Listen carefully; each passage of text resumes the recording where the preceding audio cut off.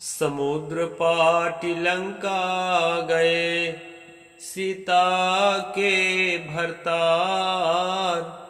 ताहि अगस्त मुनि पी गयो, इनमें को करतार। नमस्कार दोस्तों, मैं अविनाश दास रेशनल कबीर यूट्यूब चैनल में आप सबका हार्दिक स्वागत करता हूं।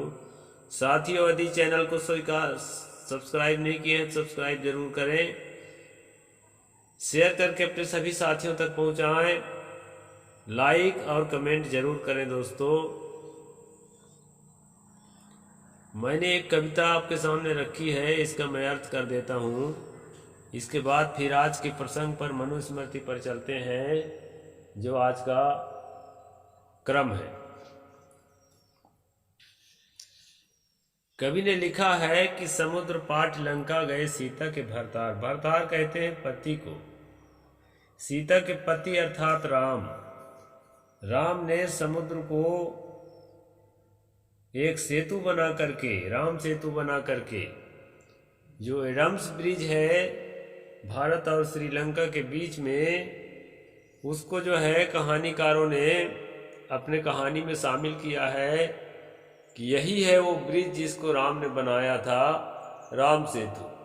हालांकि वो एडम्स ब्रिज के नाम से जाना जाता है, पूरी दुनिया जानती है, और वह किसी एडम का ब्रिज भी नहीं है, वह भी एक नाम मात्र है, वह एक प्राकृतिक रचना है। लेकिन कहानीकार कहता है, कविताकार कहता है कि समुद्र को पाट करके सीता के पति श्री राम जो है लंका चले गए थे, और उसी समुद्र को पूरी तरह से अगस्त मुनि ने पी लिया था। वो तो 3 दिन तक उनको रास्ता भी रोक रखा था, ऐसा भी कहानी है। और वो जो है चुल्लू भर पानी समझ के पी लिया। तो कभी प्रश्न करता है कि इनमें बड़ा कौन है, संसार का मालिक कौन कहा जा सकता है, ज्यादा शक्तिशाली कि कम शक्तिशाली? ऐसा जो है प्रश्न करता है। ये सब पुराणों की कहानियां हैं। न तो समुद्र को किसी ने पिया था, और न समुद्र में किसी ने सेतु बांधा था। दोस्तों, इस चैनल का उद्देश्य है समाज में वैज्ञानिक चेतना पैदा करना, सत्य असत्य को समझने की शक्ति लोगों को दिलो दिमाग में पैदा करना, झूठ से मुक्त होना, और तथाकथित धर्म की चाशनी से, धर्म की अफीम से अपने आप को न्यारा करना। इस चैनल का उद्देश्य कतई नहीं है कि किसी भी जाति, धर्म, संप्रदाय या व्यक्ति विशेष को दिल दुखाना। और साथियों, एक बात और मैं बता देता हूं, यह चैनल जो है अपना कोई भी स्ट्रीम किताब खोलकर करता है। यदि चैनल से गलत बातें आती है, ऐसा आपको लग रहा है, तो सबसे पहले आपको जिन पुस्तकों को हम खोल करके आपके सामने रखते हैं, उन पुस्तकों के लेखकों पर नजर डालना चाहिए। और यदि लेखक मर चुके हैं, जैसे मनु मर चुका है, वाल्मीकि मर चुका है, तुलसीदास मर चुका है, जो जिंदा नहीं है इस दुनिया में, तो उस पर आपको नजर डालना चाहिए। उन किताबों को कौन छापता और बेचता है? मार्केट में किताबें छपेगी, बिकेगी, तो पैसा खर्चा करके हम खरीद के लाएंगे तो पढ़ेंगे नहीं उसको, कि उसको अलमारी में रखेंगे? तो पढ़ना हमारा काम है दोस्तों, और पढ़ने का, अपनी बात रखने का भारतीय संविधान के धारा 19 के तहत हर नागरिक को अधिकार है कि वो अपनी बात रख सकता है, संवैधानिक दायरे में रख करके। और उसको कौन सुनेगा, कौन मानेगा, ये उस पर निर्भर है। इसलिए मैं इस बात को बता देना चाहता हूं कि मैं किसी प्रकार के असंवैधानिक कार्य नहीं करता, सोच समझ करता हूं, और भारतीय संविधान भी पढ़ता हूं। इसके बाद भी अगर त्रुटि होगी, सचमुच गलती साबित होगी, तो मैं तभी माफ़ी मांगूंगा। तो यहाँ पर जो है कुछ बातें आती है मेरे सामने, इसलिए मैंने कह दिया। मैं ऑन रिकॉर्ड काम करता हूँ और किताब खोल कर काम करता हूँ। आज जो है मनुस्मृति के ये किताब है दोस्तों, और 8वां अध्याय चल रहा है। 8वां अध्याय के हम श्लोक नंबर 345 में पहुंचे हैं। वैसे एक दो को छोड़ भी दिया गया है, एक दो श्लोकों को छोड़ भी गया है, लेकिन हम 345 में भी पहुंचे हैं दोस्तों। 345 में हम से अभी चालू किया जा रहा है। वाग् दुष्टात् कराच्च चैव दण्डनैव च हिंसतः साहसस्य नरा कर्ता विज्ञेयः पापकृत्तमः। दुष्ट वचन बोलने वाले, चोर और लाठी से मारपीट करने वाले मनुष्य से भी साहस करने वाला मनुष्य कहीं बढ़कर अपराधी है।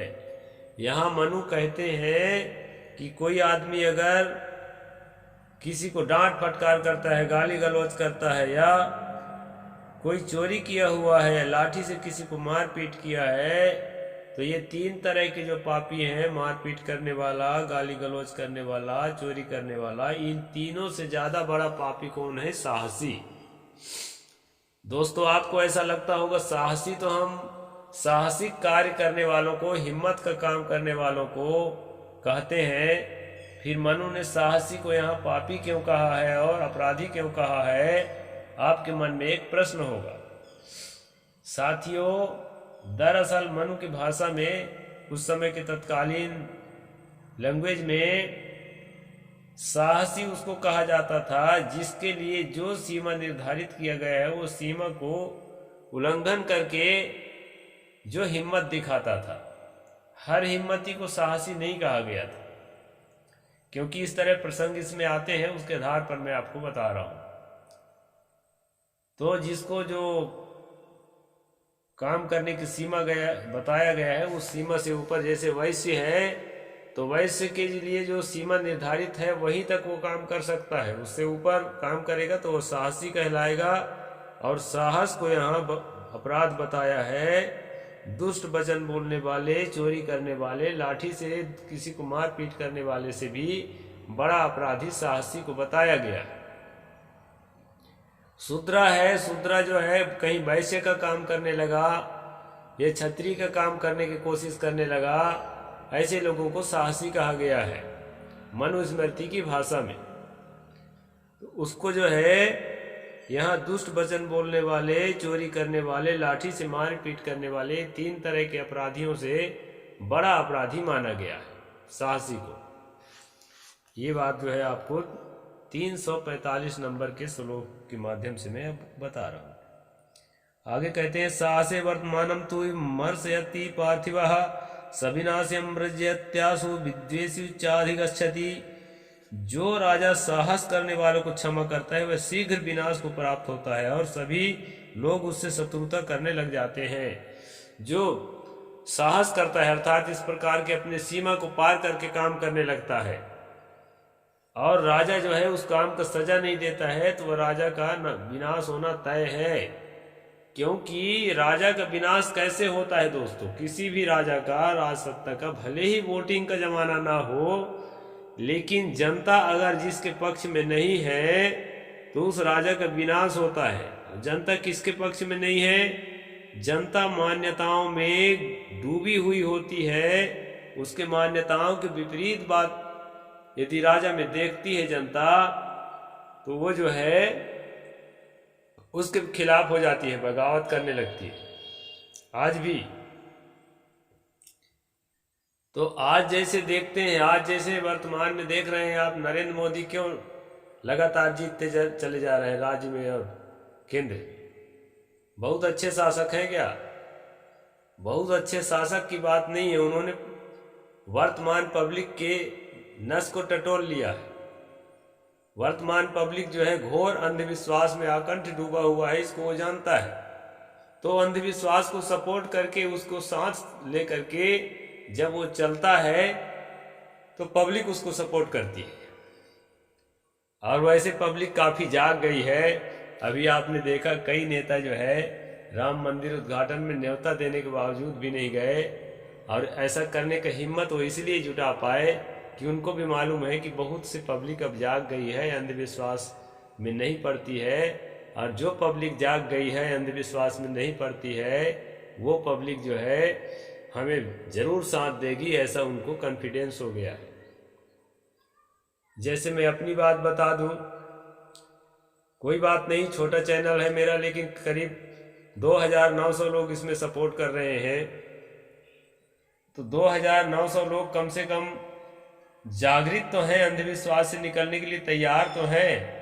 इस पिछड़े इलाके में अगर इतने लोग तैयार हैं तो बहुत बड़ी बात है, इसको मैं अपनी सफलता मानता हूं। तो दोस्तों, यहां कहा है जो साहस का समर्थन करता है जो राजा, वो शीघ्र नाश हो जाता है, क्योंकि पब्लिक उसके खिलाफ होती है। तो जैसे कोई इंटरकास्ट मैरिज करेगा, खासकर छत्तीसगढ़ में, तो पूरी पब्लिक उसके खिलाफ हो जाती है, क्योंकि मान्यता है कि इंटरकास्ट मैरिज गलत चीज है। गलत है नहीं, लेकिन मान्यता है, तो उसके खिलाफ पूरी पब्लिक हो जाएगी। और उसको अगर राजा सपोर्ट करता है तो पब्लिक उसको सपोर्ट नहीं करेगी। ये जो है साइकोलॉजिकल फैक्ट है, कहीं के लिए भी ये नियम लागू होता है। तो जन भावना इसको कहते हैं, जन भावना। तो जन भावना के साथ राजा को चलना पड़ता है, और जो राजा जन भावना से हट के चलता है, एक तो वो नष्ट हो जाता है, एक तो अधिक शक्तिशाली हुआ तो अपनी सच्चाई को जनता में धीरे धीरे प्रवेश कराता है। ये चीज मैं आपको बता दिया दोस्तों, बड़े काम की चीज है। अब इस बात को ठीक से आप समझने का प्रयास करें और लोगों को समझाएं। न मित्र धारणा द्राजा विपुलाद्वा धनामगात सुमृत सृजित साहसिकार सर्वभूत भयावान। राजा मित्र की धारणा से या प्रचुर धन के लाभ से सब प्राणियों को भयभीत करने वाले साहसिक को न छोड़े। साहसिक को, जैसे हमने उदाहरण दिया कि यहाँ इंटरकास्ट मैरिज करना, इसकी भाषा में साहसिक कार्य है, मनु की भाषा में, तो बहुत बड़ा अपराध है। यहाँ तो खदेड़ खदेड़ मारते हैं, पब्लिक एक हो जाती है, कई जगह मैंने देखा है। तो इस प्रकार के कार्यों को, भले वो सरकारी नियम के अनुकूल हो, संविधान में उसको बुरा ना माना गया हो, लेकिन जनता बुरा मानती है तो शासन के खिलाफ हो जाती है। राम मंदिर का निर्माण भी जन भावना के तहत हुआ है, साक्ष्यों के तहत नहीं हुआ है, उसका कोई साक्ष्य नहीं मिला है। केवल जो है बहुत बड़ी भीड़, बहुत बड़ी जन भावना, जिसको राउंड करके और उसके विपरीत निर्णय लेना किसी के बस का नहीं रह गया था। तो इस प्रकार से जन भावना के जो है पावर होता है दोस्तों। इसलिए यहाँ कहा है कि राजा मित्र की धारणा से प्रचुर धन के लाभ से प्राणियों को भयभीत करने वाले साहसी को न छोड़े। पैसा के लोभ में पड़ के और दोस्ती निभाने के चक्कर में कभी भी जो है वर्णाश्रम के जो सीमा है उसको उल्लंघन करने वाले व्यक्ति को राजा जो है सजा देने से न छोड़े, उसको सजा जरूर दे। इस प्रकार से जो है यहाँ पर दोस्तों इसके विषय में बताया गया है। और आगे मैं एक श्लोक और आपको रख देता हूँ, 2 श्लोक, इसके बाद फिर कल चर्चा करेंगे। कहते हैं शस्त्रम दुजातिर भ्रातम धर्मो यत्र परुद्धते दुजाति नाम च वर्णा नाम विप्लवे काल कालिते आत्मनश्च परित्राणे दक्षिणा नाम च संगरे स्त्री विप्राभ्युपत्तो च घृण मने न दुष्यति। जब दुजातियों का वर्णाश्रम धर्म के नाश होने की संभावना हो, तब आपातकाल के कारण देश में अराजकता फैली हो। वही बात है जो मैं बता चुका हूँ। आपसी रक्षा के लिए अथवा धन गौ आदि की रक्षा के लिए युद्ध करने के प्रसंग हो, उस प्रकार जब स्त्रियों और ब्राह्मणों की रक्षा के लिए आवश्यक हो तब दुजातियों शस्त्र ग्रहण करना चाहिए। ऐसे समय में धर्मता हिंसा में कोई दोष नहीं है। ये दोस्तों जैसे 26 आयत कुरान के कहा जाता है, मैंने तो बहुत ज़्यादा उसका इन्वेस्टिगेशन नहीं किया है क्योंकि मुझे आवश्यकता भी महसूस नहीं होती है। हम जिसमें डूबे हैं उसको देख रहे हैं। ये जो है हिंसा के लिए भड़काने वाला श्लोक है।